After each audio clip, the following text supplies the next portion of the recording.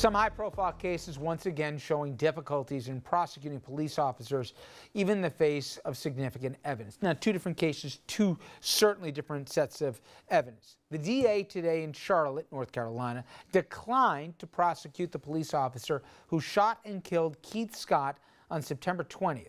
Scott, sitting in his car when he was approached by the police. His family says Scott was unarmed, but video shows police demanding he drop his weapon, and it also showed what appeared to be a holstered gun on his ankle. And the police maintained that there was DNA found of the victim on his actual said weapon.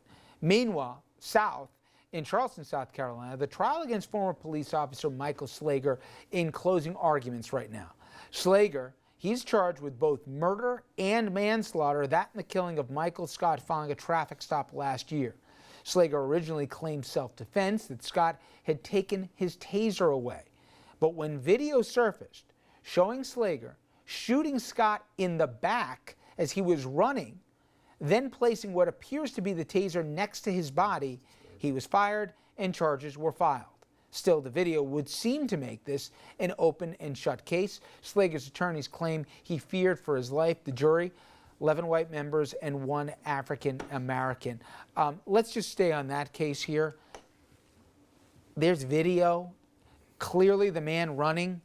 Officer shot him. I heard the officer's testimony, not too convincing, and then when asked why the throwaway or what rationale did he have in doing that, there seemed to be a nonsensical answer to it. I assume he testified, guys, because usually you don't testify in this kind of a case unless you almost got nothing to lose. Is that a fair expectation, Mark? Well, I think so. The video in the South Carolina case is very damning on its face, seems very inculpatory. I think what these cases show, it's very important to resist the temptation to lump all of these cases together, and we've talked about this multiple times. There's an excellent article in Commentary magazine this month about the Black Lives Matter movement.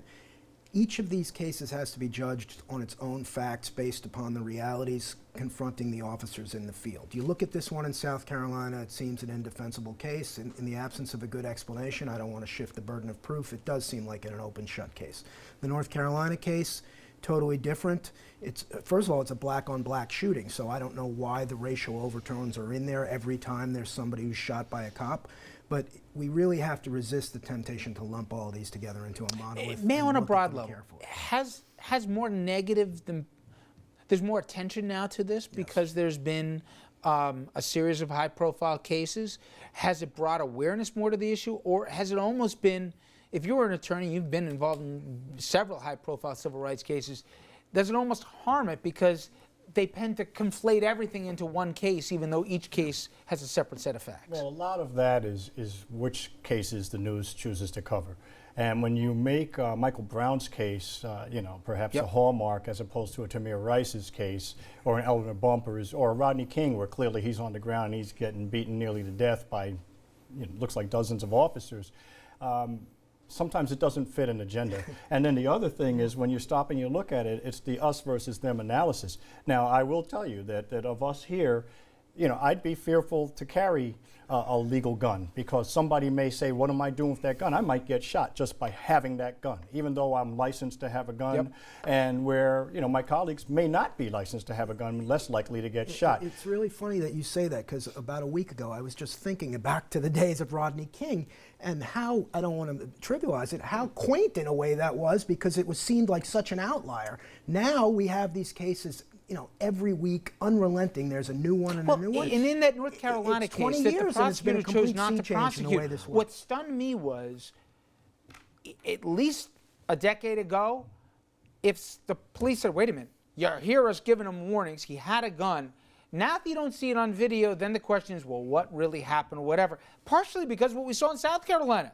The police officer's testimony about what happened, then we see the video surface where the cop originally claims the guy drew a gun on him, he had to defend himself, then you see him running away, he shoots him right in the back, and then he throws the weapon.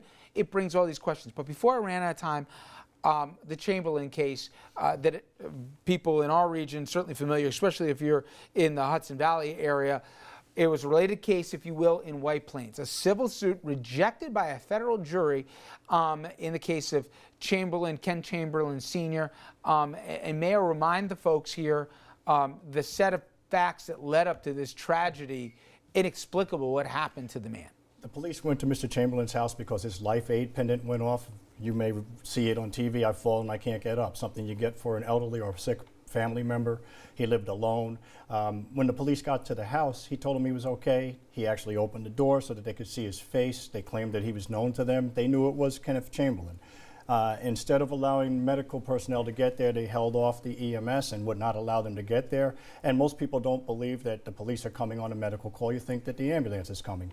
And on top of that, they spent an hour and a half, took the door off its hinges, called them racial slurs, which we have on audio tape, which we were prevented from playing for the jury, and basically took the door down, immediately tased him. Within 2 seconds, shot him 4 times with the beanbag shotgun, which hit you with the power of Mike Tyson's punch, and then shot him twice within 2 seconds of the last beanbag shotgun. And we learned that the last shot from the shotgun was in his back. Mr. Chamberlain died, and basically it's all purely a medical call. And they were there allegedly to save his life, and he ended up getting killed. But on top of that, the fact that they're yelling racial slurs at him and treating him in that manner on a medical call makes you wonder what was in the heart of at least some of the officers. And surprisingly, What's the posture didn't of the win the case now? case. Yep. It's on appeal right now. And of course, we'll follow that. Mayo, Mark, Doug, guys, great job tonight. Thank you so much. Coming up next, we'll have some local headlines. So.